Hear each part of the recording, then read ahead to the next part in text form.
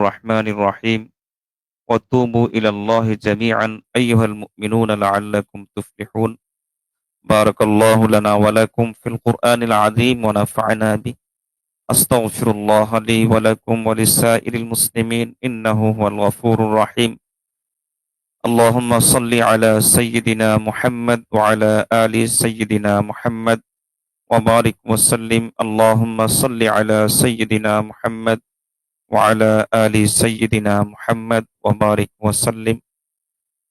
প্রথমেই আন্তরিকভাবে দুঃখ প্রকাশ করছি এজন্য যে লাইভে আসতে দেরি হয়েছে মূলত আমাদের টেকনিক্যাল কিছু সমস্যার কারণে। তো এরপরও আসতে পেরেছি। আল্লাহ তাআলা লাখো কোটি শুকর, যিনি যেখান থেকে আমাদের সাথে সংযুক্ত হয়েছেন প্রত্যেকের প্রতি রইল আন্তরিক শুভেচ্ছা। হাদিসের ভাষায় প্রত্যেকে জানাচ্ছি জাযাকুমুল্লাহু খাইরান। আল্লাহ তাআলা আপনাদের প্রত্যেককে আল্লাহর শান অনুযায়ী উত্তম পুরস্কার দান করুন। গুরুত্বপূর্ণ একটি বিষয় নিয়ে, আমাদের জীবনের বলতে গেলে সবচাইতে গুরুত্বপূর্ণ বিষয়, এ নিয়ে আজকের আলোচনা করব। আল্লাহ যদি তৌফিক দান করেন ইনশাআল্লাহ। প্রথমত দোয়া চাই, আল্লাহ যেন আলোচনা আমলের নিয়তে করার এবং আমলের নিয়তে শোনার তৌফিক দান করেন। আমাকেও যেন আল্লাহ তাআলা তওবার জিন্দেগি দান করেন, হেদায়েতের জিন্দেগি দান করেন। আর যিনি যেখান থেকে সংযুক্ত হচ্ছেন এবং আমাদের লাইভে আছেন প্রত্যেকের জন্য একই দোয়া যে আল্লাহ আমাদের প্রত্যেককে আল্লাহ যেমনটি পছন্দ করেন তেমন জীবন যেন যাপন করার তৌফিক দান করেন। আমাদের জীবনের সবচেয়ে বড় সমস্যা তো হলো গুনাহ, আল্লাহর নাফরমানি। কারণ আল্লাহর নাফরমানির কারণে জমিনে যত ধরনের বিপর্যয়, পৃথিবীতে যত ধরনের বিপর্যয়, অশান্তি, সবগুলো আল্লাহর নাফরমানির কারণেই। এটা একজন মুসলিম হিসাবে আমরা সকলে বিশ্বাস করি এবং জানি। আল্লাহ তাআলা কোরআন মাজিদের মধ্যে পরিষ্কার ভাষায় একথা বলেছেন, যাহারাল ফাসাদু ফিল বাররি ওয়াল বাহরি বিমা কাসাবাত আইদিন নাস। জমিনের মধ্যে, পৃথিবীর বুকে যত ধরনের বিশৃঙ্খলা, অন্যায়, অত্যাচার, অশান্তি, জুলুম, সবগুলোর পিছনে মূল কারণ একটাই, সেটা হলো আমাদের গুনাহ, আমাদের হাতের কামাই। এজন্য গুনাহ থেকে তওবা করা প্রত্যেক মুমিনের জন্য শরীয়তের দৃষ্টিতে ফরজ আইন। নামাজ ৫ ওয়াক্ত পড়া যেমনভাবে ফরজ আইন, ঠিক তেমনি ভাবে তওবার জীবন যাপন করা, তওবার জীবনের সাথে চলা, তওবার সঙ্গে চলা, এটাও প্রত্যেক মুমিনের জন্য ফরজ আইন। হাফিজ ইবনুল কাইয়্যিম রাহমাতুল্লাহ আলাইহি বলতেন যে আল মুবাদারাতু ইলা তাওবাতি মিনাজ যামবি ফরদুন আলাল ফাওর। তওবার দিকে খুব দ্রুত অগ্রসর হওয়া এবং সবকিছুর চাইতে তওবাকে প্রায়োরিটি দেওয়া, অগ্রাধিকার দেওয়া, এটা প্রত্যেক মুসলমানের জন্য ফরদুন আলাল ফাওর, অর্থাৎ ফরজ আইন। ওয়ালা ইয়াজুজু তাখিরুহা, তওবা করতে বিলম্ব করা এটা জায়েজ নাই কোনোভাবে। কোনো ব্যক্তি যদি তওবা করতে বিলম্ব করে, আসা বিত্তাখির, তাহলে বিলম্ব করলে এটা আরেকটি কবিরা গুনাহ। সুতরাং তখন তার জন্য ডাবল তওবা করা ওয়াজিব। একটা হলো তার কৃত গুনাহগুলোর উপর তওবা করবে, আর দ্বিতীয় হলো বিলম্ব করার এই তওবা করবে। যে তওবা করতে বিলম্ব করা এটাও যেহেতু কবিরা গুনাহ, সুতরাং সে ডাবল তওবা করবে। এই কথা থেকে একথা বোঝা যায় যে যত দ্রুত সম্ভব আল্লাহর সঙ্গে সম্পর্ক ঠিক করার জন্য আল্লাহর দিকে ফিরে আসতে হয় তওবার মাধ্যমে। এবং এই তওবা করতে বিলম্ব করা কোনোভাবেই শরীয়ত কর্তৃক অনুমোদিত নয়। আল্লাহ এবং তার রাসূল সাল্লাল্লাহু আলাইহি ওয়াসাল্লাম বলেছেন যে তোমরা তওবা করো। যেমন আল্লাহ তাআলা কোরআন মাজিদে বহু আয়াতে বলেছেন যে তুবু ইলাল্লাহ, এই কথাটা আল্লাহ বহু আয়াতে বলেছেন। যেমন এই আয়াতের মধ্যে আল্লাহ তাআলা বলেন ওয়া তুবু ইলাল্লাহি জামিআ আইয়ুহাল মুমিনুন, হে সকল মুমিন তোমরা তওবা করো। কেন তওবা করবে? লাআল্লাকুম তুফলিহুন, কারণ তওবার ভিতরেই কামিয়াবি, তওবার ভিতরেই সফলতা। হযরত সাহাল তাসতারী রাহমাতুল্লাহ আলাইহি বলতেন, বান্দা যদি আল্লাহর সাথে সম্পর্ক ঠিক রাখতে চায়, যদি চায় যে সে আল্লাহর সঙ্গে সম্পর্ক ঠিক রাখবে, তাহলে বান্দার করণীয় হলো যখন তার গুনাহ হয়ে যাবে, গুনাহ হয়ে যাওয়ার সঙ্গে সঙ্গে সে আল্লাহকে বলবে, মনে মনে লজ্জিত হয়ে বলবে, ও আল্লাহ রব্বিস্তুর আলাইয়া, ওগো আল্লাহ আমি গুনাহ করে ফেলেছি, আপনি সত্তার, আপনি গুনাহ গোপনকারী, কাজেই আপনি আমার গুনাহকে গোপন করেন। কারণ এটা জানা কথা, আমাদের জীবনে এমন গুনাহ আছে যে গুনাহ প্রকাশ পেলে মানুষ আমাদেরকে সম্মান করা তো দূরের কথা, থুথু দিয়ে ডুবিয়ে ফেলবে। এমনকি এমন গুনাহ আছে যে গুনাহ প্রকাশ পেলে আমাদের সাথে যারা সম্পর্ক রাখে, তারা আমাদের সাথে সম্পর্ক রাখবে না। এবং এমন গুনাহ আছে যে গুনাহ প্রকাশ পেলে আমার সন্তান হয়তো আমাকে বাবা হিসাবে পরিচয় দিবে না। আমার স্ত্রী হয়তো আমাকে স্বামী হিসাবে পরিচয় দিবে না। এই জাতীয় গুনাহ আমাদের আছে। চিন্তা করুন একবার, যদি এই গুনাহগুলো আল্লাহ তাআলা প্রকাশ করে দেন, আমাদের গোপন গুনাহগুলো সবগুলো যদি আল্লাহ খুলে, খুলে মানুষের সামনে প্রকাশ করে দেন, তাহলে আমাদের ইজ্জতের কি অবস্থা হবে? কেমন ফালুদা হবে? এজন্য একজন মুমিন আল্লাহর সাথে অ্যা কমিটমেন্টে যেতে হয়। আল্লাহর সাথে একটা ওয়াদায় যেতে হয়। সেটা হলো, ওগো আল্লাহ, গুনাহ আমার তো হবেই। কিন্তু আমি আপনার সঙ্গে অ্যা সম্পর্ক ঠিক রাখতে চাই সবসময় তওবার মাধ্যমে। আর তার মানসিকতা হওয়া উচিত এমন যে গুনাহ করার পরে হুটকারিতা না। গুনাহ করার পরে এটা প্রকাশ করা না। গুনাহ করে প্রকাশ করা, মানুষের কাছে বলে বেড়ানো যে গতকাল এই গুনাহ করেছি, অথবা আমি এমনটি করেছি, তেমনটি করেছি, অমুক মুভি দেখেছি, অমুককে ঠকিয়েছি, বা অমুক সিনেমাটা দেখেছি, অমুক অশ্লীল জিনিস দেখেছি। এই যে বন্ধু-বান্ধবের সাথে এরকম প্রকাশ করা, হাদিসে আছে রাসূলুল্লাহ সাল্লাল্লাহু আলাইহি ওয়াসাল্লাম বলেন, কুল্লু উম্মতি মুআফান ইল্লাল মুজাহিরুন, যে প্রত্যেক উম্মতেই মাফ পেয়ে যাবে। কিন্তু যারা গুনাহকে এভাবে প্রকাশ করে দেয়, তাকে আল্লাহ তাআলা মাফ করবেন না। এজন্য আল্লাহর সঙ্গে আমাদের আচরণটা এমন হবে, গুনাহ হয়ে গেলে খুব লজ্জিত থাকব। আর মনে, মনে আল্লাহর কাছে খুব দোয়া করব, ও আল্লাহ, গুনাহ তো হয়ে গেছে, সুতরাং উস্তুর আলাইয়া, আপনি আমার গুনাহকে গোপন করেন। ফাইজা ফারাগা মিনাল মাসিয়া ক্বালা ইয়া রাব তুব আলাইয়া। এবং গুনাহ হয়ে গেলে দ্বিতীয় করণীয় হলো আল্লাহর কাছে সঙ্গে, সঙ্গে তওবা করে নেওয়া। আর তওবা করার তৌফিক হয়ে গেলে তখন আল্লাহর কাছে এই দোয়া করা, ইয়া রব্বি উরজুকনি আল ইসমা, ওগো আল্লাহ, আপনি আমাকে গুনাহ থেকে নিরাপদ থাকার, ভবিষ্যতে যেন এই গুনাহটি আর না হয়, সে তৌফিক আপনি আমাদেরকে দান করেন। অনুরূপভাবে নেক আমল করার তৌফিক হলে তখন আল্লাহর কাছে এই দোয়া করা যে, ইয়া রব তাকাব্বাল মিন্নি, হে রব, আপনি আমার নেক আমল কবুল করেন। তো সাহাল তস্তারি রহমতুল্লাহ আলাইহ, তিনি কেমন যেন আল্লাহর সঙ্গে সম্পর্ক ঠিক রাখার জন্য, বান্দা আল্লাহর সাথে সম্পর্ক কিভাবে ঠিক রাখবে, এই ক্ষেত্রে কেমন যেন তিনি একটা প্রসেস দিয়েছেন। সেটা হলো এই যে, গুনাহ হয়ে গেলে প্রকাশ না করা, বরং লজ্জিত থাকা আর আল্লাহর কাছে দোয়া করা, লজ্জিত থেকে মনে, মনে এই কথা আল্লাহর কাছে কামনা করা, ওগো আল্লাহ, উস্তুর আলাইয়া, আপনি আমার গুনাহগুলোকে গোপন করেন। গুনাহগুলোকে আপনি প্রকাশ করে দিয়ে মানুষের সামনে আমাকে বেইজ্জত করবেন না। এভাবে আল্লাহর কাছে দোয়া করা। আর দ্বিতীয় ধাপ হলো আল্লাহর সঙ্গে সম্পর্ক ঠিক রাখার, সেটা হলো যত দ্রুত সম্ভব সঙ্গে, সঙ্গে তওবা করে নেওয়া। আর তওবার তৌফিক হয়ে গেলে আল্লাহর কাছে এই মর্মে প্রার্থনা করা যে, আল্লাহ, গুনাহ থেকে নিরাপদ থাকার তৌফিক দেন। আর যদি নেক আমল হয়, নেক আমল করার তৌফিক হয়, তাহলে আল্লাহর কাছে দোয়া করা, ওগো আল্লাহ, রব্বি তাকাব্বাল মিন্নি, আপনি আমার দোয়া কবুল করে নেন। আল্লাহর সাথে বান্দার সম্পর্ক সবসময় ঠিক রাখার এটাই প্রসেস, এটাই প্রক্রিয়া। এই প্রক্রিয়া প্রত্যেককেই অবলম্বন করা উচিত। মুমিন হিসাবে প্রত্যেককে এই প্রক্রিয়া অবলম্বন করা উচিত। হযরতে জাফর সাদিক রহমতুল্লাহ আলাইহি বলতেন, গুনাহ তো হলো এমন যে এই গুনার ভিতরে আল্লাহ তাআলা তার আযাব এবং গজবকে লুকিয়ে রেখেছেন। এই গুনার ভিতরে আল্লাহ তাআলা তার লানত লুকিয়ে রেখেছেন। সুতরাং আমি গুনাহ করছি বা গুনাহের মধ্যে আমি লিপ্ত আছি। আমি ধরেন আল্লাহর কাছে পানাহ চাই। দরজা জানালা বন্ধ করে মনে করলাম আমাকে কেউ দেখে নাই। তো আমি এই চিন্তা করে আমি মোবাইলের ডিভাইস নিয়ে ইন্টারনেট সংযোগ আছে, বাস গুনাহ করে যাচ্ছি, ডেট আসছে এবং গুনার ভিতরে ডুবে আছি।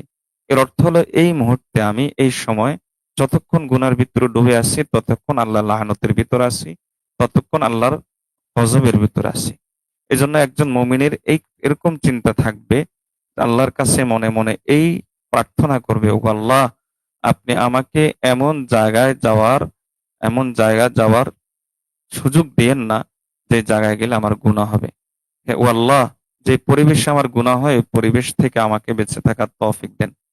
তো জাফর সাদিক রহমতুল্লাহ আলাইহি বলতেন যে আল্লাহর অসন্তুষ্টি, আল্লাহর আযাব, আল্লাহর গজব, আল্লাহর লানত লুকায়িত আছে গুনার ভিতরে। তিনি বলতেন যে ইন্নাল্লাহা খাবাআ সালাসাতা আশিয়া ফি সালাসাতি আশিয়া। আল্লাহ তিনটে জিনিসের ভিতরে গোপন রেখেছেন, লুকিয়ে রেখেছেন। একটা হলো ইন্নাল্লাহা খাবাআ রিদাহু ফি তাআতিহি ফালা তুহকিরান্না মিনাত তাআতি শাইআন ফালাআল্লা রিদাহু ফিহি। যে আল্লাহ তাআলা তার সন্তুষ্টি লুকিয়ে রেখেছেন নেক আমলের ভিতরে, ইবাদতের ভিতরে। সুতরাং হে মুমিন, কোন নেক আমলকে, এমনকি সেটা অপর মুসলমানের সামনে একটি মুচকি হাসি দেওয়া হলেও এটা একটি নেক আমল। এমনকি সেটা রাস্তা থেকে একটা কষ্টদায়ক জিনিস সরিয়ে ফেলা, একজন মুসলিমকে, একজন ব্যক্তিকে, একজন মানুষকে সাহায্য করা, তার বোঝা উঠিয়ে দেওয়া, রিক্সাটা ঠেলে দেওয়া, বাসে একজনকে একটু সিটে জায়গা দিয়ে দেওয়া, এই যে এইগুলো ছোট্ট ছোট্ট নেক আমল। কিন্তু এই নেক আমলটাকেও তুমি ছোট্ট মনে করবা না, তুচ্ছ মনে করবা না। এজন্য হতে পারে এই নেক আমলটার ভিতরেই আল্লাহ তাআলা তার সন্তুষ্টি লুকায়িত রেখেছেন। আমরা হাদিসের মধ্যে দেখি যে রাসূলুল্লাহ সাল্লাল্লাহু আলাইহি ওয়াসাল্লাম আমাদেরকে শুনিয়েছেন যে একজন বেশ্যা মহিলাকে আল্লাহ তাআলা মাফ করে দিয়েছেন শুধুমাত্র এজন্য যে সে একটা পিপাসার্ত কুকুরকে তার নিজের পায়ের মোজা খুলে, ওই মোজায় করে, চামড়ার মোজা ছিল, তো ওই মোজায় করে কূপ থেকে পানি তুলে ওই কুকুরটাকে পানি পান করানোর জন্য, এই কারণে আল্লাহ তাআলা তাকে মাফ করে দিয়েছেন। আমরা এরকম বহু ঘটনা পাই। যেমন একজন মুহাদ্দিস সম্পর্কে এসেছে আব্দুর রহমান আস-সুক্কারি রাহিমাহুল্লাহ। তো উনার সম্পর্কে এসেছে আল্লাহ তাআলা উনাকে মাফ করে দিয়েছেন শুধুমাত্র এই কারণে যে তিনি একদিন হাদিস লিখতে বসেছেন। এমন সময় একটা মাছি এসে বসেছে তার কালির মধ্যে। আগে তো দোয়াত কলমের যুগ ছিল। তো এক ফোঁটা কালি সবসময় কলমের আগায় থাকতো। তো উনি যখন দোয়াতের মধ্যে কলমটা চুবিয়ে লেখা শুরু করেছেন, একটা মাছি এসে ওই কালির মধ্যে বসেছে। তিনি শুধু এই চিন্তা করে কলমটা চালান নাই যে আল্লাহর একটা মাখলুক, তো না জানি কত পিপাসার্ত অবস্থায় এখানে এসেছে। এর উসিলায় আল্লাহ তাআলা তাকে মাফ করে দিয়েছেন। এজন্য কোন নেক আমলকে ছোট মনে করা যাবে না। কারণ হতে পারে ওই নেক আমলটার ভিতরে আল্লাহ তাআলার সন্তুষ্টি লুকায়িত। জাফর সাদিক রাহিমাহুল্লাহ বলেন, ঠিক অনুরূপভাবে কোন গুনাহকেও তুমি ছোট মনে করতে পারবা না। কারণ ফাইন্না খাবাআ সাখাতাহু ফি মাসিয়াতিহি। কারণ আল্লাহ তাআলার আযাব, গজব তিনি এই গুনার ভিতরে লুকায়িত রেখেছেন। না জানি তোমার কোন গুনাহ, হইতে পারে সেটা ছোট্ট গুনাহ, কিন্তু আল্লাহ তাআলার ইজ্জতে লেগে গেছে, আল্লাহ তাআলার বরত্বে লেগে গেছে। আর আল্লাহ তাআলার বরত্বে লেগে যাওয়ার কারণে আল্লাহ তাআলা ওই গুনার কারণে তোমাকে হয়তো লানত দিয়ে দিয়েছেন, জাহান্নামের বাসিন্দা করে দিচ্ছেন।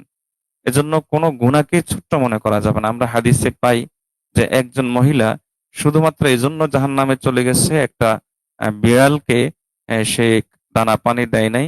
আর ওই বিড়াল শেষ পর্যন্ত মারা গেছে। তো এই একটা বিড়ালকে মারার কারণে সে জাহান্নামে চলে গেছে।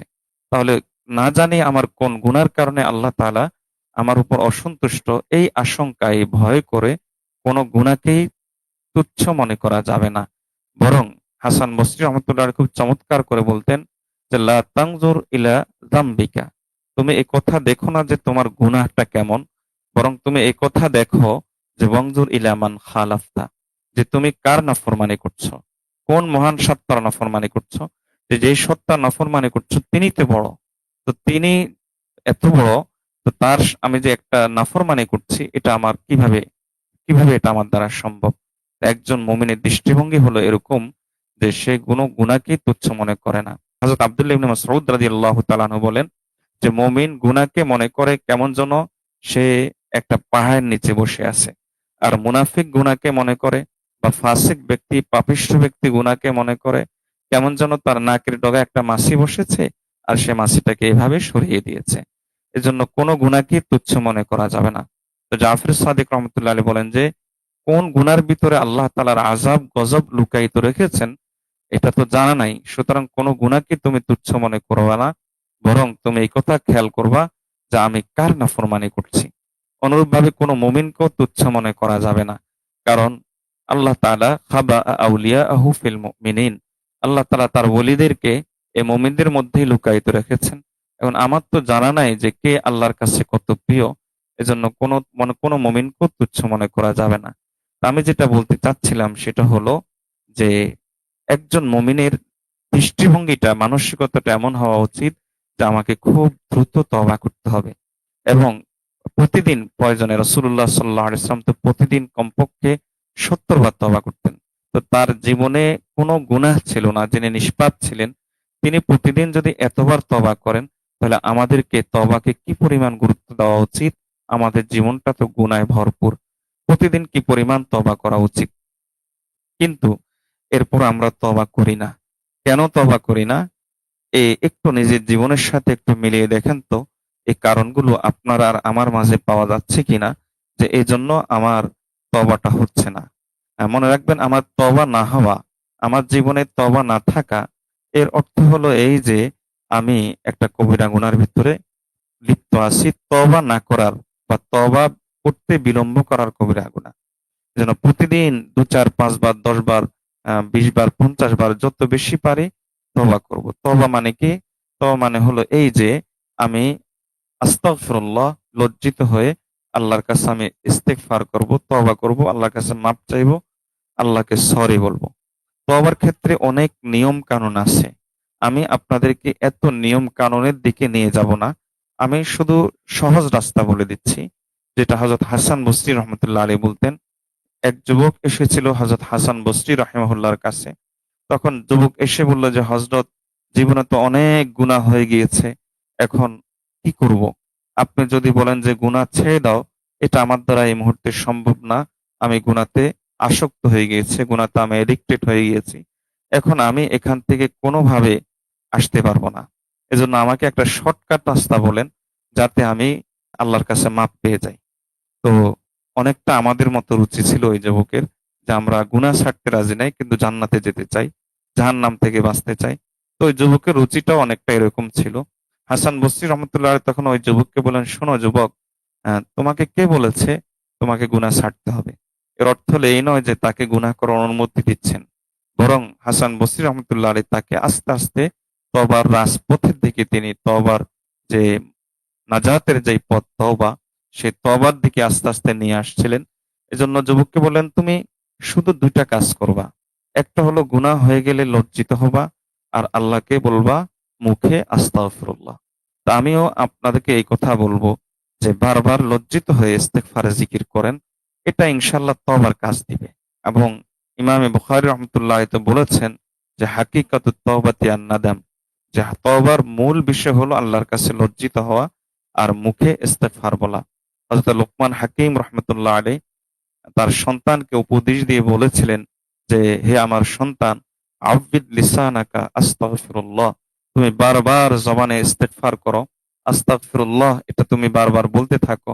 ফা ইন্না লিল্লাহি সাআহ, কারণ আল্লাহ তাআলার বিশেষ কিছু মুহূর্ত রয়েছে, লা ইয়ারুদ্দুহা সাইলা, যে এই মুহূর্তে আল্লাহ তাআলা কোন প্রার্থনাকারীকে ফেরত দেন না। এখন আমি যদি বেশি, বেশি করে আস্তাগফিরুল্লাহ এই জিকির অভ্যস্ত হই, তাহলে হতে পারে আল্লাহর ওই মুহূর্তের সঙ্গে আমার আস্তাগফিরুল্লাহ মিলে গেছে। আমি এদিক থেকে আস্তাগফিরুল্লাহ বললাম, এর অর্থ হলো আমি এ কথা বললাম, ও আল্লাহ আপনার কাছে আমি মাফ চাই। এখন আল্লাহ তাআলা হয়তো মাফ করার মোডে আছেন। আল্লাহ তাআলা রহমত বর্ষণ করার মোডে আছেন। আমি আস্তাগফিরুল্লাহ বলার সঙ্গে, সঙ্গে তখন আল্লাহ রহমত করার যেহেতু মোডে আছেন, তখন তিনি বলে দিলেন, "যা, তোকে মাফ করে দিলাম।" এজন্য বেশি, বেশি করে ইস্তেগফার করা। কারণ আমার তো জানা নাই যে আমার এই ইস্তেগফার আল্লাহ তাআলার রহমতের সাগরে যদি পড়ে যায়, তাহলে সেটা তো সঙ্গে, সঙ্গে মাফ হয়ে যাবে। আমি তো জানি না যে আমার ইস্তেগফারটা কখন আল্লাহর রহমতে গিয়ে হিট করবে। এজন্য বেশি, বেশি করে ইস্তেগফার করা। তো যাই হোক, এটাই হলো তওবার মূল বিষয়। কিন্তু আমরা এই তওবা কেন করতে পারি না? আমরা এই তওবা কেন করতে পারি না? এর মৌলিক কারণ হলো ৪ টা। ১ নম্বর যে কারণে আমরা তওবা করতে পারি না, সেটা হলো আমরা এই কথা মনে করছি বা আমরা অধিকাংশ এই কথা মনে করি, আচ্ছা এখন থাক। পরে যখন বয়স হয়ে যাবে তখন তওবা করে নিব। পরে হয় বুড়া বয়সে ১-২ টা চিল্লা দিব, অথবা কোনো হক্কানি শায়েখের সাথে সম্পর্ক রাখবো। সম্পর্ক রেখে আমি পুরা হাজী সাহেব হয়ে যাব, অথবা হজ করে আসব। হজ করে এসে পুরা ভালো হয়ে যাব। যুগের আব্দুল কাদের জিলানী হয়ে যাব। এখন যেমন ইচ্ছা তেমন জীবনটা চলুক। এই একটা কারণ। এটাকে বলে আত-তাসবিফ, তওবা করতে ঢিলামি করা। আল-আমাল, দীর্ঘ আশার কারণে। অর্থাৎ সে মনে করছে যে আমি জীবনের শেষে গিয়ে তওবা করে নিব। এখন যদি তওবা করি তাহলে তো অনেক গুনাহ থেকে আমাকে ফিরে আসতে হবে। গুনার মজা থেকে আমাকে তো ফিরে আসতে হবে। এই চিন্তা করে সে তওবাকে পিছিয়ে দিচ্ছে। এদের অবস্থা ইমাম কুশাইরি রাহিমাহুল্লাহ বলেন, এদের অবস্থা হলো হযরত ইউসুফ আলাইহিস সালামের ভাইদের মতো। ইউসুফ আলাইহিস সালামের ভাইয়েরা ইউসুফ আলাইহিস সালামকে নিয়ে চক্রান্ত করেছিল। তো চক্রান্ত করার সময় তারা এরকম গোল মিটিং করেছিল, গোল বৈঠক বসেছিল। তো একেক ভাই একেক রকম প্রস্তাব দিচ্ছে। তন্মধ্যে অধিকাংশের প্রস্তাব ছিল এই যে আমাদের ভাই ইউসুফকে যেহেতু আমাদের আব্বা ইয়াকুব আলাইহিস সালাম বেশি আদর করেন, তাকে বেশি গুরুত্ব দেন।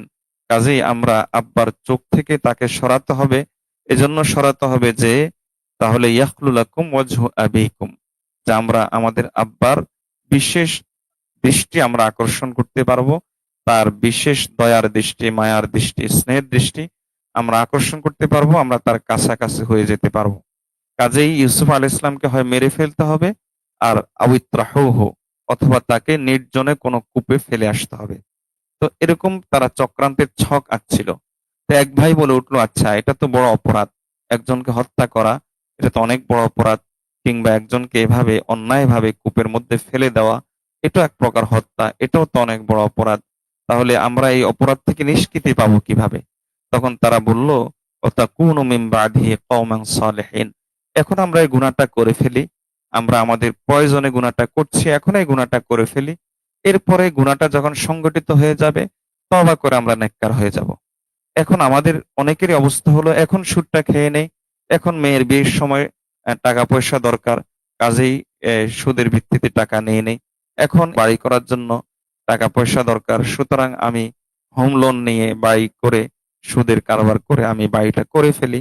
এখন ব্যবসাকে ভালো করার জন্য টাকা পয়সা দরকার। সুতরাং আমি যেমন তেমন করে হারাম উপায়ে ব্যবসাকে বাড়াতে থাকি। এরপর আমি শেষ জীবনে গিয়ে বাস তওবা করে নিব। এটা হলো অনেকের চিন্তা। তো এদের চিন্তার সাথে হযরত ইউসুফ আলাইহিস সালামের ভাইদের চিন্তার সাথে অনেক মিল। অথচ এই ধরনের চিন্তা ভুল। হাকিমুল উম্মত মুজাদ্দিদি মিল্লাত আশরাফ আলী থানভী রাহিমাহুল্লাহ বলতেন, যে ব্যক্তি এই ধরনের চিন্তা করে যে পরবর্তীতে তওবা করে নিব, এই চিন্তা করে তারপরে সে গুনাহ করে, তাহলে সে বেঈমান হয়ে ঈমান হারা হয়ে মরার আশঙ্কা থাকে। হাদিসে রাসূলুল্লাহ সাল্লাল্লাহু আলাইহি ওয়াসাল্লাম তো বলেছেন যে তুমি যে চিন্তা করছো পরবর্তীতে তুমি তওবা করে নিবা, কিন্তু বাস্তবতা শোনো। বাস্তবতা হলো এই যে তামুতুনা কামা তাইশুন ওয়া তুবআসুনা কামা তামুতুন, যে তোমার জীবনটা যেমন হবে তোমার মরণটা তেমন হবে। জীবন যদি তোমার গুনার উপর হয়, হারামের উপর হয়, তাহলে তোমার মরণটাও কিন্তু গুনার উপরেই হবে। তওবা তোমার তৌফিক হবে না, তওবা নসিব হবে না। আর জীবনটা যদি নেক আমলের উপর হয় তাহলে মরণটাও তোমার নেক আমলের উপর হবে। আল্লাহ তাআলা তওবার জিন্দেগি দিয়ে তওবার মউতও দিবেন। আর তওবার মউত হলে আল্লাহ তাআলা তোমাকে ওভাবেই হাসর করাবেন। আর তওবাহীন মউত হলে আল্লাহ তাআলা তোমাকে ওই অনুযায়ী হাসর করাবেন।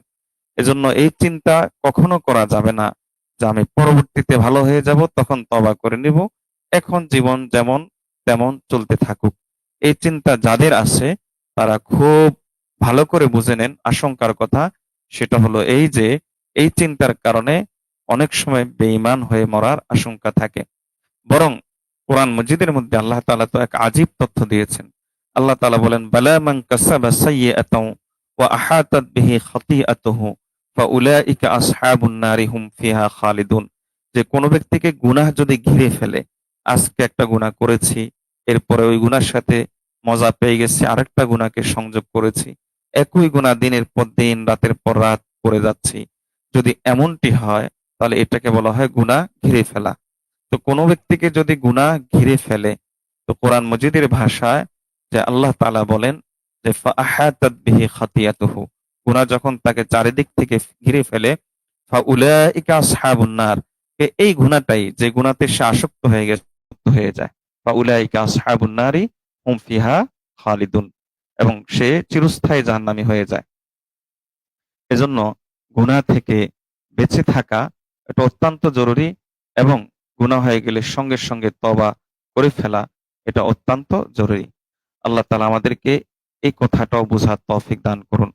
আমরা তওবা করি না এর দ্বিতীয় কারণ হলো যে আমরা অনেক সময় আল্লাহর রহমতের আশায় তওবা করি না। আমরা চিন্তা করি যে আল্লাহ তাআলা তো অনেক বড় দয়াবান। আমরা শুনেছি আল্লাহ তাআলা অনেক বেশি দয়া করেন। সুতরাং আমি এখন গুনাহ করে নেই। তো আল্লাহ কোন না কোন উসিলায় আমাকে মাফ করে দিবেন। তো এই একটা এটাকে ওলামায়ে কেরামের ভাষায় এটাকে বলা হয় আল্লাহর রহমতের প্রতি অন্যায় আশা। কারণ আল্লাহর রহমতের প্রতি ন্যায় আশা কি? দুটি বিষয়। একটি হলো আল্লাহর রহমতের আশা রাখা, আর আরেকটি হলো আল্লাহর আযাবের ভয় রাখা। হাদিসে রাসূলুল্লাহ সাল্লাল্লাহু আলাইহি ওয়াসাল্লাম বলেছেন যে এই দুটির মাঝে ঈমানকে ঝুলন্ত রাখা হয়েছে। এখন আল্লাহর রহমতের আশা বলতে কি বোঝানো হয়েছে? আল্লাহর রহমতের আশা বলতে বোঝানো হয়েছে যে গুনাহগুলো আমার হয়ে গিয়েছে, অতীত গুনাহ। এই গুনার ব্যাপারে আল্লাহর রহমতের আশা রাখবো, এই যে আমি তওবা করলে অথবা কোন না কোন নেক আমলের উসিলায় আল্লাহ আমার গুনাহগুলোকে মাফ করে দিবেন। এটাকে বলা হয় আল্লাহর রহমতের প্রতি আশা। আর আল্লাহর আযাবের ভয়, আল্লাহর আযাবের ভয়ের ক্ষেত্র কি? আল্লাহর আযাবের ভয়ের ক্ষেত্র হলো যে বর্তমান গুনাহ, যে গুনাহতে আমি লিপ্ত আছি, ওই গুনার ব্যাপারে আল্লাহর আযাবের ভয় করা। আর ভবিষ্যৎ যে গুনাহগুলো আছে, যা আমার দ্বারা এই গুনাহগুলো হয়ে যেতে পারে, গুনার স্কোপ তৈরি হয়ে গেলে, সুযোগ তৈরি হয়ে গেলে তখন আল্লাহর আযাবের ভয় করা। কিন্তু আমরা করি উল্টা। আমরা যদি কাউকে জিজ্ঞেস করা হয়, "তুমি কি আল্লাহকে ভয় করো?" বলে, "হ্যাঁ, করি তো।" তাহলে আল্লাহকে ভয় করলে গুনার সময় কেন করি না? অথচ আল্লাহর আযাবের ভয়ের ক্ষেত্রটাই হলো গুনার সময় আল্লাহর আযাবের ভয় করা। আর আল্লাহর রহমতের আশার ক্ষেত্র হলো যে অতীত গুনাহের ব্যাপারে আল্লাহর রহমতের আশা করা এবং নেক আমলের ক্ষেত্রে আল্লাহর রহমতের আশা করা। তো আমরা অনেক সময় তওবা করি না আল্লাহর রহমতের প্রতি অন্যায় আশা। আমরা চিন্তা করি যে আমার গুনাহ অনেক, তো কি হয়েছে? আল্লাহ তো এর চাইতে বড় মাফকারী। আল্লাহ তো এর চাইতে বেশি মাফকারী। কাজেই তিনি মাফ করে দিবেন। এই চিন্তা করে আমরা তওবা করি না। বরং অনেকটা এরকম আমরা চিন্তা করি, আচ্ছা ঠিক আছে, শবে কদর আসলে হুজুরাই তো বয়ান করেন যে শবে কদরে আল্লাহ তাআলা বহু লোককে, অগণিত অসংখ্য মানুষকে মাফ করে দিবেন। তো তখন আল্লাহর কাছে মাফ চেয়ে নিব, আল্লাহ তাআলা মাফ করে দিবেন। তো এই আল্লাহ তাআলার প্রতি অন্যায় আশা পোষণ করে, অর্থাৎ যে জায়গায় আল্লাহর রহমতের আশা পোষণ করার ক্ষেত্র নয়, সেই জায়গায় আল্লাহর রহমতের আশা পোষণ করে আমি গুনাহ করে যাচ্ছি। বা এটাকে অন্য ভাষায় বলতে পারি যে আল্লাহর রহমতের আশাটাকে আমি গুনাহ করার উপকরণ বা গুনাহ করার মাধ্যম বা গুনাহ করার হাতিয়ার বানিয়ে নিচ্ছি। এটাও অনেক সময় ঈমান হারা হওয়ার কারণ হয়। বরং আল্লাহর রহমতের আশা স ঠিক মতোই রাখতে হয়। আল্লাহ অবশ্যই মাফ করবেন অতীত গুনাহ। আ সেখানে আমার রহমতের আশা রাখতে হবে। আর ভবিষ্যৎ গুনার ব্যাপারে আল্লাহর আযাবের ভয় রাখতে হবে। ওলামায়ে কেরাম তো লিখেছেন যে গুনাহ শুরু হয়, সূচনাটা হয় অ্যা প্রথমত হয়তো ছোট্ট দিয়ে গুনাহটা শুরু হয়। তো এরপরে এই গুনাহটা একসময় অনেক বড় আকার ধারণ করে। আমার মনে আছে যে একবার আমি মাদারীপুর থেকে গভীর রাতে ঢাকায় ফিরছিলাম। দেখলাম যে ফেরিতে দেখলাম যে একটা বিশাল আ কি বলে ফেরিকে বেঁধে রাখা হয়েছে একটা মোটা দড়ি দিয়ে বা রশ্মি দিয়ে। তখন আমার একটা চিন্তা আসলো যে এই দড়িটা এখন এতটাই শক্তিশালী, মোটা হয়েছে কিভাবে? এভাবে যে এই দড়ি চিকন অনেকগুলো দড়ি দিয়ে একটার সাথে একটা পাকানোর পরে তারপরে এই দড়িটা একসময় মোটা হয়ে গিয়েছে, শক্তিশালী হয়ে গিয়েছে এবং এতটাই শক্তিশালী হয়ে গিয়েছে যে কয়েক মেট্রিক টন ফেরিকেও সে বেঁধে রাখতে সক্ষম হচ্ছে। তো কিন্তু এই দড়িগুলো যখন আলাদা ভাবে চিকন দড়ি ছিল, তখন এগুলো এতটা শক্তিশালী ছিল না। ঠিক তেমনিভাবে বান্দা যদি গুনার শুরুটাতেই তওবা করে ফেলতে পারে, তখন এই গুনাহটা আর শক্তিশালী হয় না। এই গুনাহটা আর তখন এতটা শক্তিশালী হয় না। বরং এই গুনাহটা তখন হালকা থাকে। আল্লাহ তাআলা তখন এই গুনাহ মাফ করে দেন। কিন্তু একটার পর একটা গুনাহ যখন করতে থাকে, তখন এই গুনাহগুলো অনেক শক্তিশালী হয়ে যায় এবং হাদিসের ভাষায় এই গুনাহগুলো এতটাই শক্তিশালী হয়ে যায় তখন জাহান্নামকে পর্যন্ত সে টেনে নিয়ে আসতে পারে। এজন্য বলা হয়ে থাকে আউয়ালু যামবি ইবলিস মাসিয়াতুন ওয়া আখিরুহু কুফরুন। ইবলিসের গুনাহ শুরু হয়েছিল আল্লাহর নাফরমানি দিয়ে, সে আল্লাহর একটা হুকুম লঙ্ঘন করেছে। কিন্তু এই গুনাহটাকেই তাকে শেষ পর্যন্ত কুফরির দিকে নিয়ে গিয়েছে। এই একটা গুনাহই তাকে শেষ পর্যন্ত কাফের বানিয়ে দিয়েছে। ঠিক অনুরূপভাবে আমরা আরেকটা দৃষ্টান্ত দেখতে পাই, ওয়া আউয়ালু যামবি কাবিলা শাহওয়াতুন ওয়া আখিরুহু শাকওয়াতুন। আমরা দেখতে পাই যে কাবিলের গুনাহ শুরু হয়েছে, সে একটা মেয়ের প্রতি আকর্ষণ বোধ করেছে। কিন্তু এটা শেষ পর্যন্ত তাকে হত্যা পর্যন্ত নিয়ে গিয়েছে। তাহলে গুনাহকে জন্ম দেয়। আল্লাহ মাফ করে দিবেন এই আশায় আপনি যে গুনাহ করলেন, তাহলে এর অর্থ হলো অনেকটা এরকম যে যে আমি বেঁচে যাব বিষের ওষুধ খেলে, এখন আমি বিষটা খেয়ে ফেলি। তো এটা যেমন ঠিক বিষয়টা এরকম। এখন আমি আমার রোগটা আমি তৈরি করে নেই। আমি এখন আমার রোগ হয়ে যাক, অসুবিধা নাই। ওষুধ খেয়ে আমি ভালো হয়ে যাব। এই বিষয়গুলো যেমন, ঠিক তেমনি ভাবে আল্লাহর রহমতের আশায় যে আল্লাহ মাফ করে দিবেন, এই আশা গুনাহগুলো করাও তেমন। তো অনেকেই আল্লাহর রহমতের প্রতি অন্যায় আশা রেখে তখন সে গুনাহ ছাড়তে পারে না এবং তওবা তার নসিব হয় না। আমাদের জীবনের সাথে এই কথাগুলো দেখবেন খুব মিলে যাচ্ছে। আবার অনেকে তওবা করে না এ চিন্তা করে যে, আচ্ছা ঠিক আছে আমি তওবা করব। তো আমি তওবা করলে আমার তো গুনাহ অনেক, আল্লাহ কি আমাকে মাফ করবেন? আমি তওবা করলে আল্লাহ কি আমাকে মাফ করবেন? অথচ এই লোক আল্লাহর রহমতের আশাটাই বুঝে নাই। আল্লাহর রহমত কত বিশাল এই জিনিসটাই সে জানে নাই। আমি যত বড় গুনাহগারই হই না কেন, আমাকে তওবা করতে হবে। বড় গুনাহ থেকে তওবা করতে হবে, ছোট গুনাহ থেকে তওবা করতে হবে, গাফলতি থেকে তওবা করতে হবে। যে সবসময় তাহাজ্জুদ পড়তাম, এখন ছুটে গেছে, এ থেকে তওবা করতে হবে। কুদিষ্ট হয়ে গেছে, তওবা করতে হবে। জামাতের সাথে নামাজ পড়তাম, এখন আমার পড়া হয় না, তওবা করতে হবে। নামাজে গাফলতি, তওবা করতে হবে। নামাজে মনোযোগ আসে না, তওবা করতে হবে। তাহলে তওবা আমাদের জীবনের একটা পার্ট, যেমন নিঃশ্বাস আমাদের জীবনের একটা পার্ট। এছাড়া আমরা বাঁচতে পারি না। ঠিক তেমনিভাবে তওবাও আমাদের জীবনের একটা এমন পার্ট হওয়া উচিত যে এইটা আমাদের জীবনের অংশ হওয়া ছাড়া আমরা জান্নাতের আশা করতে পারি না, জাহান্নাম থেকে মুক্তির আশা করতে পারি না। আপনার গুনাহ হচ্ছে, তওবা করবেন। গুনাহ হয় নাই, তওবা করবেন। আমার গাফলতি এসেছে, তওবা করবেন। মোট কথা তওবা সবসময়, সবসময় তওবা। হযরতে ইবনে তাইমিয়া রাহমাতুল্লাহ আলাইহি, উনাকে জিজ্ঞেস করা হয়েছে, এক যুবক এসে জিজ্ঞেস করলো, হযরত গুনাহ হয়ে যায়, এরপরও তওবা করি, আবার তওবা করি, আবার গুনাহ হয়ে যায়। তো আমি কতক্ষণ পর্যন্ত এভাবে তওবা করব? তখন তিনি বললেন যে, ইলা আন তুহজিনা শাইতান, যতক্ষণ পর্যন্ত শয়তান পেরেশান না হয়, ততক্ষণ পর্যন্ত তুমি তওবা করতেই থাকবে। তো গুনার সূচনাটা হয় ছোট্ট দিয়ে, কিন্তু তওবা যদি আমি না করি তাহলে দেখা যায় যে তওবার আর চিন্তাই অন্তরে তৈরি হয় না। তো আল্লাহর রহমত অনেক বড়। আপনি যত বড় গুনাহগারই হন না কেন, আপনার এই চিন্তা মাথায় আনা যাবে না যে আমি এত বড় গুনাহগার, তওবা করলে ফায়দা কি? আল্লাহ কি আমাকে মাফ করবেন? বিষয়টা এমন নয়। কোরআন হাদিসে কোথাও এ কথা লেখা নাই যে ছোট গুনাহ মাফ করা আল্লাহর জন্য সহজ, আর বড় গুনাহ মাফ করা আল্লাহর জন্য কঠিন। বেশি গুনাহ মাফ করা আল্লাহর জন্য কঠিন। কম গুনাহ মাফ করা আল্লাহর জন্য সহজ। বিষয়টা এমন নয়। বিষয়টা বরং হাদিসে নবীজি সাল্লাল্লাহু আলাইহি ওয়াসাল্লাম আল্লাহর কথা শোনাচ্ছেন। নবীজি সাল্লাল্লাহু আলাইহি ওয়াসাল্লাম বলেন, ওয়ালাউ বালাগাত যুনুবুকা আনানাস সামাই সুম্মা আস্তাগফারতানি লাগাফারতু লাকা। যে আল্লাহ বলেন যে তোমার গুনাহ যত বেশি হোক না কেন, এমনকি সেটা যদি আকাশ পর্যন্ত পৌঁছে যায়, এরপরও যদি তুমি তওবা করো, তাহলে আমি আল্লাহ তোমার গুনাহ মাফ করে দিব। তাহলে সুতরাং গুনাহ কম বেশি এটা বিবেচ্য বিষয় না। বিবেচ্য বিষয় হলো আমি তওবা করলাম কিনা। গুনাহ কম বেশি আল্লাহ মাফ করতে পারেন না বা মাফ করেন না বেশি গুনাহ হলে, কম গুনাহ হলে মাফ করেন, বিষয়টা এমন নয়। বিষয়টা হলো আল্লাহর রহমত আকর্ষণ করা। আর তওবা এমন একটি হাতিয়ার, এর মাধ্যমে আল্লাহর রহমত সবচাইতে বেশি আকর্ষিত হয়, সবচাইতে বেশি আল্লাহর রহমতকে টানা যায়।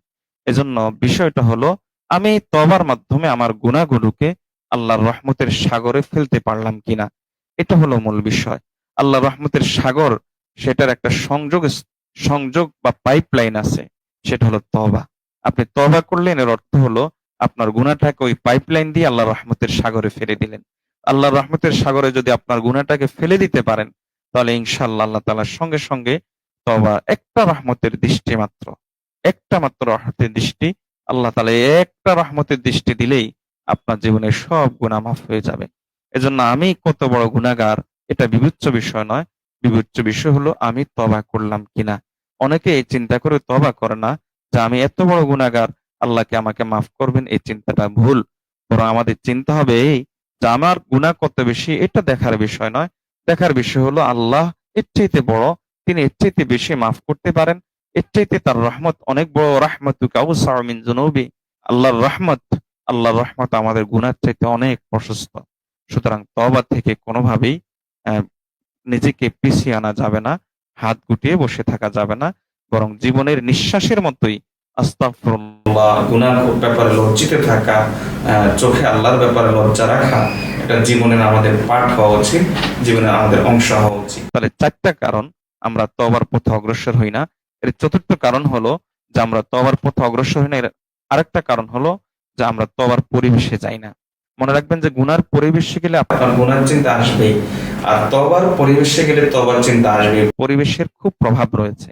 আপনি কোনো ওয়াজ মাহফিলে গেলেন, দেখবেন যে সে ওয়াজ মাহফিল যারা শুনে তাদের প্রত্যেকেই তো এমন নয় যে তারা সিগারেট খায় না, সেখানে অনেক সিগারেট খোর থাকে, এমনকি চেইন স্মোকারও থাকে।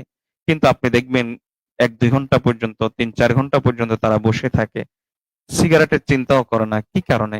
কারণ পরিবেশ। মসজিদে এসে কেউ গুনার চিন্তা করে না, কেন? পরিবেশ। তো তওবার চিন্তা আপনার তখনই বেশি বেশি আসবে যেখানে গেলে আপনি তওবার পরিবেশ পাবেন। এজন্য হযরত ওমর রাদিয়াল্লাহু তাআলা আনহু খুব করে বলতেন, জালিসু বিত-তাওয়াবিন ফাইন্নাহু আরাক্কু আফইদাতান। যারা তওবা বেশি করে করে, নেক মানুষ, ভালো মানুষ, নেক আমলের সাথে যারা সবসময় সংযোগ রাখে, এই ধরনের লোকদের সাথে তোমরা বেশি বেশি করে উঠা বসা করবা। উঠা বসা করলে তোমাদের দিল নরম হবে, এবং দিল নরম হলে তোমাদের তওবার চিন্তা আসবে। তওবার পরিবেশে আপনার যাওয়া কম হয়, এজন্য আপনার তওবার চিন্তা আসে না। তো তওবা না করার এটা একটা কারণ। এজন্য তওবার পরিবেশে বেশি বেশি করে যাওয়া। তো এই 4টি কারণ যেগুলো তওবার পথে বাধা হয়ে আছে, এই 4টি কারণকে দূর করে আল্লাহ আমাদেরকে বেশি বেশি করে তওবা করার তৌফিক দান করুন। যদি আপনি মনে করেন, আবারও বলছি, যদি আপনি মনে করেন আচ্ছা ঠিক আছে তওবার চিন্তাতে এসেছি পরে করব, এখন না, তাহলে না। এই যে আমার আলোচনা শুনতে পাচ্ছেন, আমি মনে করি যে আপনার মনে যদি তওবার চিন্তা আমার এই আলোচনা থেকে আসে, তাহলে এখনই আপনি মনে মনে ইস্তিগফার করা শুরু করেন। একটা গুনাহ হয়ে গেছে, এরপরে গুনাহ হয়ে যাওয়ার পর আল্লাহর কথা মনে পড়েছে, শুরু করেন আস্তাগফিরুল্লাহ। আর খুব লজ্জিত হন, খুব লজ্জিত হন। আল্লাহ তাআলা ইনশাআল্লাহ মাফ করে দিবেন। মোট কথা আমি যেটা বলতে চাচ্ছি, একটু পরে অচিরেই, অথবা আরো কয়দিন যাক, অথবা অমুক কাজটা হয়ে যাক, অথবা অমুক জিনিসটা সেরে যাক, এরপর আমি তওবা করে নিব, এ জাতীয় চিন্তা কোনোভাবেই করা যাবে না।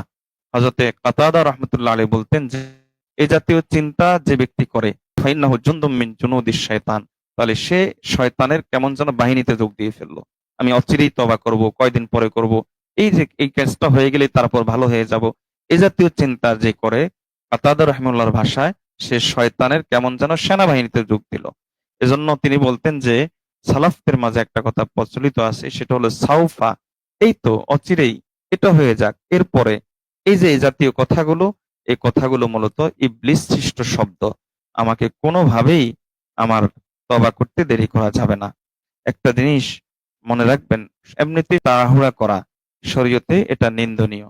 তবে ইমাম হাতিম আল আসাম রহমতুল্লাহ আলী বলেন যে আমি সাহাবায়ে কেরাম ওয়া কানা ইউকালু ফি আসহাবি মুহাম্মাদিন সাল্লাল্লাহু আলাইহি ওয়াসাল্লাম, তিনি বলেন যে সাহাবায়ে কেরামের মধ্যে একটা কথা প্রচলিত ছিল। সেই কথাটা হলো এই যে, যে সব জায়গায় তাড়াহুড়া এটা নিন্দনীয়। তবে 5টা জায়গা এমন আছে যেখানে খুব তাড়াহুড়া করতে হয়, দ্রুত এটা আদায় করে ফেলতে হয়, এবং এটা করার ক্ষেত্রে কোনোভাবে বিলম্ব করা যায় না। তার মধ্যে একটা হলো এই, যখন জানাজা উপস্থিত হয়। জানাজা যখন উপস্থিত হয় তখন এটাকে খুব দ্রুত পড়ে ফেলতে হয়, দাফনে দেরি করা যায় না। 2 নম্বর ইতআমুত তাআম ইযা হাদারা যায়ফ, মেহমান যখন আসে তখন মেহমানের মেহমানদারি করার ক্ষেত্রে বিলম্ব করা, এটাও শরীয়তে কাম্য নয়। আর 3 নম্বর হলো ওয়া তাজওয়িজুল বিকরি ইযা আতরাকাত, যখন কোনো মেয়ে বিয়ের উপযুক্ত হয়ে যায়, সাবালিকা হয়ে যায়, তখন তাকে দ্রুত বিয়ে দেওয়া, এক্ষেত্রে দেরি করা কোনোভাবেই উচিত নয়। আর 4 নম্বর হলো কাদাউদ দাইন ইজা ওয়াজাবা, কোন ব্যক্তি যদি ঋণগ্রস্ত হয়ে যায় তখন ঋণ ওই পরিশোধ করে দেওয়া, খুব দ্রুত পরিশোধ করে দেওয়া, এটাও তাৎক্ষণিকভাবে করতে হয়, এক্ষেত্রে বিলম্ব করা বৈধ নয়। আর 5 নম্বর হলো ওয়া তাওবাতুজ যামবি ইজা আসনাব, যখন গুনাহ হয়ে যাবে তখন সঙ্গে সঙ্গে তওবা করে নেওয়া, এক্ষেত্রে বিলম্ব করা কোনোভাবেই উচিত নয়। আলোচনা শেষ করছি 2টি কথা বলে। প্রথম কথা হলো এই যে তওবা আপনার জীবনে যদি আপনি অংশ বানিয়ে নিতে পারেন, তাহলে এই ফিতনার জামানা, ওলামায়ে কেরাম বলে থাকেন বর্তমান সময়ের সবচাইতে বড় ফিতনা হলো রিদ্দার ফিতনা। রিদ্দা মানে আমি মনের অজান্তেই অথবা ইচ্ছা করেই ইসলাম থেকে আমি বের হয়ে যাচ্ছি।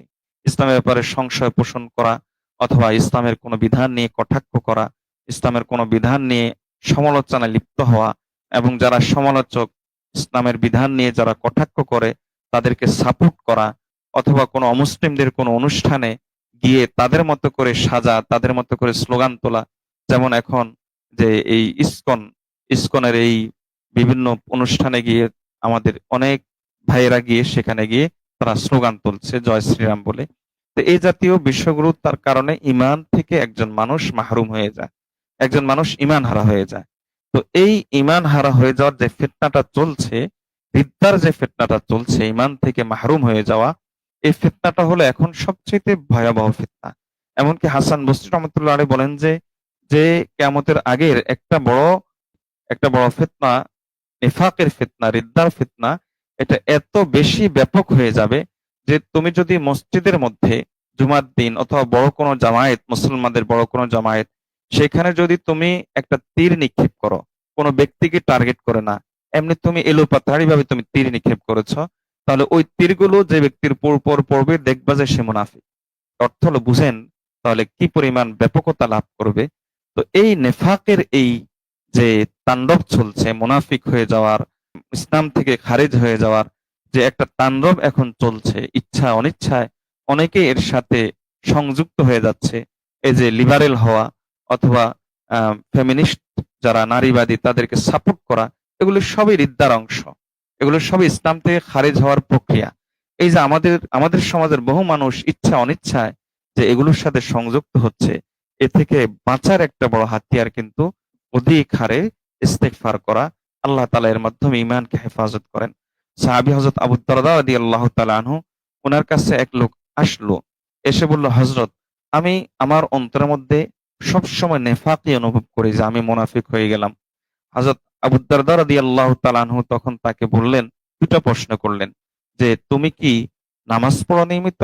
সে বলল, হ্যাঁ, আমি নিয়মিত নামাজ পড়ি। ২ নম্বর প্রশ্ন করলেন যে হাল তাতুবু ইলা আজনাবতা, যখন তোমার গুনাহ হয়ে যায় তখন তুমি সঙ্গে সঙ্গে কি তওবা করে নাও? অর্থাৎ তোমার তওবা করার অভ্যাস আছে কিনা?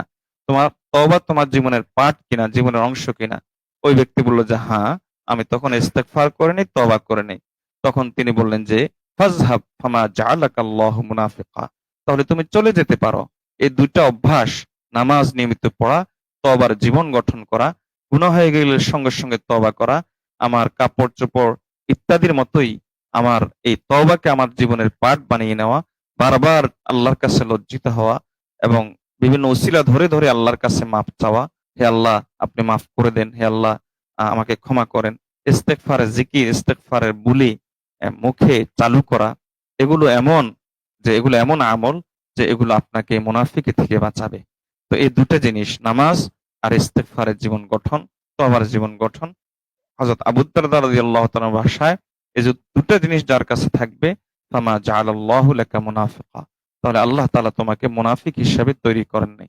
তাহলে আমাকে মুনাফিকি, রিদ্দার জামানায় মুরতাদ হয়ে যাওয়ার যে ব্যাপক আয়োজন চলছে এখন, যে তাণ্ডব চলছে, এই জামানায় আমি এই নেফাকি থেকে, রিদ্দা থেকে বের হতে পারি আমি তওবার জিন্দেগি, তওবার জীবন গঠন করার মাধ্যমে, তওবাকে আমার জীবনের অংশ করার মাধ্যমে। আল্লাহ তাআলা তৌফিক দান করুন। সর্বশেষ যে কথাটা বলতে চাচ্ছি সেটা হলো, একটা জিনিস মনে রাখবেন, আল্লাহ তাআলা আপনার কাছে তওবার ডিমান্ড, তওবার চাহিদা বারবার কেন পেশ করেন? কেন পেশ করেন যে বান্দা তুমি বেশি করে তওবা করো? কেন আল্লাহ বারবার বিভিন্ন আয়াতে ইস্তিগফার, তওবা এগুলোর কথা এনেছেন? এটা এজন্য যে মূলত আল্লাহ আমাদেরকে মাফ করতে চান। একটা হাদিস, বিস্ময়কর হাদিস এবং অত্যন্ত আশা জানাগানিয়া হাদিস, খুবই প্রসিদ্ধ হাদিস। রাসূলুল্লাহ সাল্লাল্লাহু আলাইহি ওয়াসাল্লাম বলেন যে ইবলিস আল্লাহর কাছে একটা প্রতিজ্ঞা করেছিল, বরং বলতে পারি যে আল্লাহর সাথে সে এটা অনেকটা হটকারিমূলক আলোচনা করেছিল। সে এভাবে করেছিল যে সে বলেছিল যে ওয়াইজ্জাতিকা ইয়া রব লা আবরাহু উগবি ইবাদাকা মা দামাত আরওয়াহুহুম ফি আজসাদিহিম। সে বলেছিল, ওগো আল্লাহ, আপনার ইজ্জতের কসম করে বলছি, বনি আদম, মানুষের দেহের ভিতরে যতক্ষণ পর্যন্ত রূহ থাকবে আমি ততক্ষণ পর্যন্ত তাদেরকে গোমরাহ করতে থাকবো। ইবলিস কসম করেছিল, শপথ করেছিল আল্লাহর ইজ্জতের একটা শপথ, শুধুমাত্র আল্লাহর ইজ্জতের নাম নিয়ে। হাদিসে এসেছে আল্লাহ তাআলা ৩টা শপথ করেছেন আল্লাহ ৩টা গুণের নাম নিয়ে। আল্লাহ বলেন যে এর জবাবে যে ওয়াইজ্জাতি ওয়া জালালি ওয়া ইরতিফাই মাকানি লা আযালু আগফিরু লাহুম মাস্তাগফিরুনি। আমার ইজ্জতের কসম করে বলছি, আমার বড়ত্ব মহত্বের কসম করে বলছি, তুমি শুধুমাত্র আমার ইজ্জতের কসম করে বলেছ, তুমি বনি আদমকে ধোঁকা দিতে থাকবা যতক্ষণ পর্যন্ত তাদের দেহে রূহ থাকে। আমি তুমি কসম করেছো একটা, আমি ৩টা কসম করে তোমাকে এর জবাব দিচ্ছি। শোনো, আমিও আমি আল্লাহ বনি আদমকে, মানুষকে মাফ করতে থাকবো যতক্ষণ পর্যন্ত তারা তওবা করতে থাকে। এজন্য নিরাশ হওয়ার কিছু নাই। তওবাকে আমাদের জীবনের অংশ বানাবো এবং যে ৪টি বিষয় বলেছি তওবার ক্ষেত্রে বাধা, এই ৪টি বিষয়কে আমরা দূর করব। বেশি বেশি করে ইস্তেগফার আমাদের জীবনের অংশ বানাবো এবং যদি সম্ভব হয় তাহলে একটা তাসবিহ হাতে রাখবেন। হ্যাঁ, যদি তাসবিহ হাতে রাখার কারণে রিয়া চলে আসে তাহলে সেটার জন্য মনে মনে তওবা করবেন। মনে মনে তওবা করবেন। তাহলে তাসবিহটা আপনাকে স্মরণ করিয়ে দিবে ইস্তেগফারের কথা। চলতে ফিরতে উঠতে বসতে সবসময় আস্তাগফিরুল্লাহ বেশি বেশি করে আমরা পড়বো ইনশাআল্লাহ। তওবাকে আমাদের জীবনের অংশ বানাবো। তাহলে ইনশাআল্লাহ আল্লাহ তাআলা বলেন লাআল্লাকুম তুফলিহুন। এটা যদি তোমাদের জীবনের অংশ হয়ে যায় তাহলে তোমরা কামিয়াব হয়ে যাবে। তোমরা সফল হয়ে যাবে। আল্লাহ আমাদেরকে সে তৌফিক দান করুন। ওয়া আখিরু দাওয়ানা